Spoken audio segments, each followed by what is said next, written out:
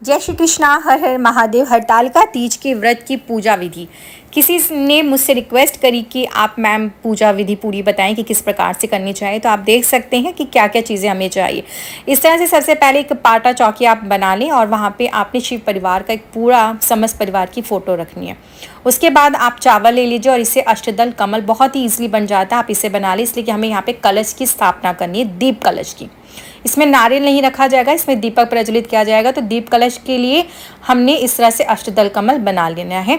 बहुत ही सरल तरीके से पुष्प अर्पण करें, कुमकुम तिलक अर्पण करें और आपने इस तरह से कलश लेना है। कलश में आप जल भर लें, शुद्ध जल और गंगा जल की कुछ बूंदें ज़रूर मिलाएं। स्वास्तिक का चिन्ह आपने इस तरह से बना लेना है और कलश के कंठ पे आपने कलावा ज़रूर बांधना है और इसमें आपने वो लेने आम के पत्ते लेने हैं और थोड़ी सी दुर्वा ज़रूर लेनी है और उन्हें भी गंगा जल से साफ़ करके शुद्ध कर लीजिए। और करने के बाद उन्हें आपने अच्छे से टीक लेना है और जो इसमें चीज़ें डलेंगी, इसमें 3 हरी इलायची, 2 लौंग और थोड़ा सा इत्र आप डालेंगे, कुछ मीठा, पुष्प, चावल, अक्षत, आपने इस चीज़ें ज़रूर डालनी है। हल्दी ज़रूर डालना है, कुमकुम डाल दीजिए और डालने के बाद आपने इसके अंदर दुर्वा डालनी है और इस कलश को आपने इस अष्टदल कमल पर रखना है। इसके बाद ये है मेरे पास गुलाब जल और मैं जब भी पूजा करती हूँ तो गुलाब जल और गंगा जल स्प्रे कर लेती हूँ। और इस तरह से देखिए, मैंने आपको पहले बताया कि आपने आम के पत्तों को टीक लेना है। हर चीज़ें टीकी जाएंगी। एक बर्तन पे आपने इस तरह से चावल रखना है। अब आपने इसके ऊपर दीपक प्रज्वलित करना है। दीपक देखिए 2 बाती का बनेगा, इसलिए कि इसमें रात्रि जागरण का विशेष महत्व होता है। अगर आप जागरण नहीं भी करें तो आप ये दीपक प्रज्वलित करें कि पूरी रात भर जलता रहे। इस तरह से आपने दीपक प्रज्वलित कर दिया है। इसलिए पूजा आराधना करने से पहले हमें एक दीप प्रज्वलित जरूर करना चाहिए। दीप प्रज्वलित करने के बाद अब गंगा जल का छिड़काव भगवान की मूर्ति पे किया जाएगा। साथ में आप इसके लिए कच्चा दूध भी ले सकते हैं और उससे भी आप करी। मैंने चुनरी ली थी, फिर मैंने वस्त्र अर्पण करने के लिए कलावा लिया और फिर मैंने ये वस्त्र अर्पण किए, चुनरी अर्पण कर दी है। माँ पार्वती को 16 श्रृंगार का सामान इसमें ज़रूर लेना चाहिए और साथ में जब आप पूजा आराधना करें इस दिन तो 16 श्रृंगार भी ज़रूर करने चाहिए। हाथों में मेहंदी ज़रूर लगाएं और पैरों में आलता ज़रूर लगाएं। आपने पीला चंदन लेके गणेश भगवान को और भगवान शिव शंकर को अर्पण करना है और माता पार्वती को आप कुमकुम रोली जो बोलते हैं उसे आपने अर्पण करना है। आप सब जगह टीका कर दें। अक्षत चावल छिड़के हल्दी ज़रूर आपने माँ पार्वती को अर्पण करनी है। गणेश भगवान को आपने जनेऊ लेना है। इस जनेऊ को आपने भगवान शिव शंकर को अर्पण ज़रूर करना है।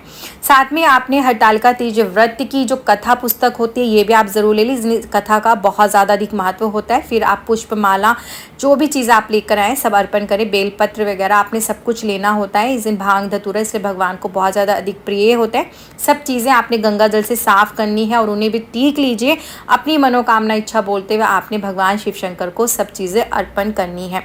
और देखिए जिस तरह से आप देख रहे हैं कि एक एक बेलपत्र को मैंने टीका है हल्दी कुमकुम तिलक की सहायता से और फिर उन्हें अच्छे से अपनी मनोकामना बोलते हुए भगवान शिव शंकर को अर्पण किया। इसके बाद आपने धूप बत्ती जलानी है खुशबूदार और जला के आप रखें और पुष्प अर्पण करें।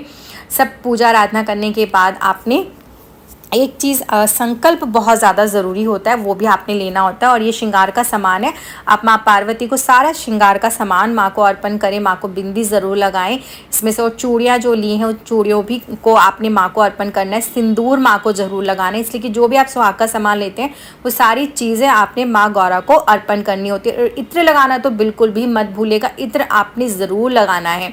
इस तरह से आपने श्रृंगार दिया माँ को और इत्र लगाया। पूरी पूजा होने के बाद आप संकल्प ज़रूर लें, हाथ में जल और पुष्प ले लें और संकल्प लेना है आपने कि आपके व्रत में विघ्न बाधा कुछ भी ना आए। आप इस तरह से मिष्ठान जो लेंगे वो आप अर्पण कर देंगे। ये देखिए संकल्प ले रही हूँ मैं और संकल्प लेके आपने जो पुष्प और जल लिया वो वहीं पर आपने छोड़ना है।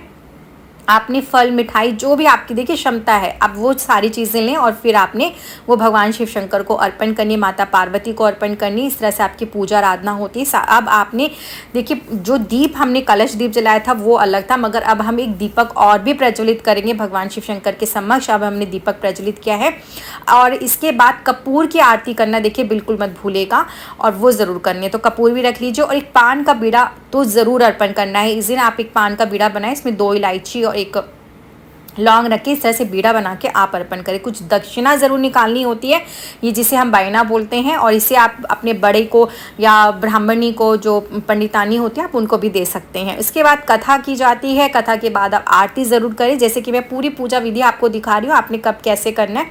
आप इस तरह से बहुत सरल तरीके से हरतालिका तीज के व्रत की पूजा विधि को देख रहे हैं और कर भी सकते हैं। बहुत सरल तरीका है, किसी भी तरीके से आप परेशान मत हो कि कैसे करें कैसे नहीं। इसी मेरे पास प्रश्न आया कि मैम हमें करके दिखाइए, बहुत ज़्यादा कन्फ्यूज़न होती है। और इस तरह से 3 बारी आचमन ज़रूर दिया जाता है। आचमन दें आप, और इसके बाद अब हमें माँ पार्वती से सुहाग लेना होता है। सुहाग लेने के लिए आपने करना क्या होता है, आप चुनरी जो भी आपने पहनी है या साड़ी का पल्ला, आपने आंचल लेना होता है, और आंचल के कोने से आपने जो माँ को सिंदूर लगाया होता है, उसी से आपने उसको 5 बारी 7 बारी लेना होता है और अपनी मांग में भरना होता है। इस तरह से आप माँ पार्वती से सुहाग लेती हैं। अपनी आंचल झोली फैलाएं और माँ से प्रार्थना करें कि आपके पति दीर्घायु रहें, आपके बच्चे खुश रहें, आपके घर में सुख समृद्धि का सदैव वास बना रहे। इस तरह से माँ से प्रार्थना करें और हर साल आप इस हरतालिका तीज के व्रत को इसी प्रकार से करें और आपके घर में सदैव खुशियाँ बनी रहे।